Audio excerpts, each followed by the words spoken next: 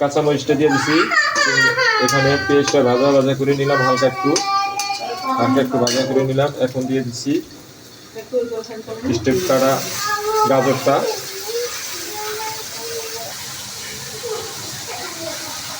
একটু brown colour করে নিব, করার জন্য আমি রাইস করার জন্য এই যে গাজরটা হালকা একটু ভেজে নিয়েছি। টক দইটা প্রেশার রাইসের জন্য এই টক দইটা ব্যবহার করব। আর টক দইটা খাইলে আপনার যে সারাদিনের যে ক্লান্তি ভাবটা এটা কেটে দেবে। আর টক দইটা খাইলে শরীরের ফ্যাট কাটে, এই জন্য আমরা টক দইটা ব্যবহার করে থাকি প্রেশার রাইসের। টক দই অনিয়ন কাটা টমেটোটা, প্রেশার রাইসের অনিয়ন কাটা টমেটোটা দিয়ে দিলাম।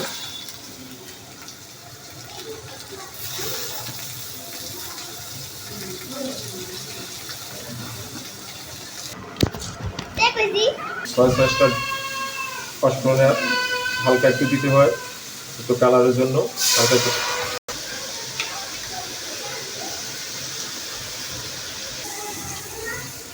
এখন আমি টক দইটা দিয়ে দিলাম। টক দইটা দিয়ে একটু সুন্দর করে হালকা একটু ভাজাভাজি করে নিব। রাইসের জন্য রাইসটা দিয়ে দিচ্ছি।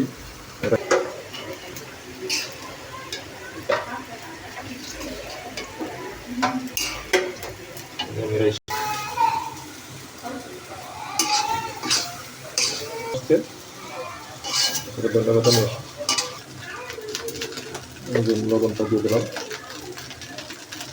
সুন্দর করে পেঁয়াজুরি রাইসটা পাকানো হয়ে গেল। এখানে আর একটু ডেকোরেশনটা বাকি আছে, ডেকোরেশনটা করলেই পেঁয়াজুরি রাইসটা হয়ে যাবে। সবাই পেঁয়াজুরি রাইসটা খেয়ে দেখবেন এবং স্বাস্থ্যসম্মত এই পেঁয়াজুরি রাইসটা বাচ্চাদের জন্য। এটা আমি পেঁয়াজুরি রাইসের মধ্যে হালকা একটু ধনিয়া পাতা দিলাম একটু ফ্লেভারের জন্য। আমি ডিমটা এই যে অনিয়ন কাটিং করে নিয়েছি, ডিমটাও দিয়ে দিলাম।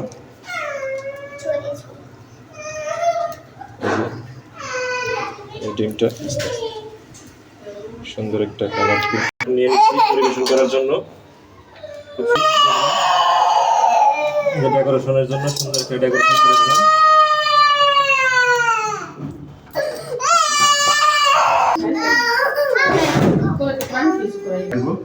এই যে আমার ছেলেদের আজকে পেঁয়াজুরি রাইস খাওয়া দিচ্ছি।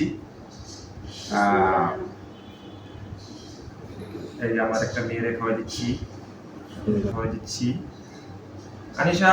এই যে আমরা পেঁয়াজুরি রাইস সবাই মিলে খাচ্ছি। রাখতে করুন তোমার খুবই টেস্টি হয়েছে পেঁয়াজুরি রাইসটা। আর এই পেঁয়াজুরি রাইসটা শরীরের জন্য অনেক উপকারী। আমরা সবাই পুষ্টিকর খাবার দিয়েছি, এটার মধ্যে গাজর গেছে, ডিম গেছে, টমেটো গেছে এবং যে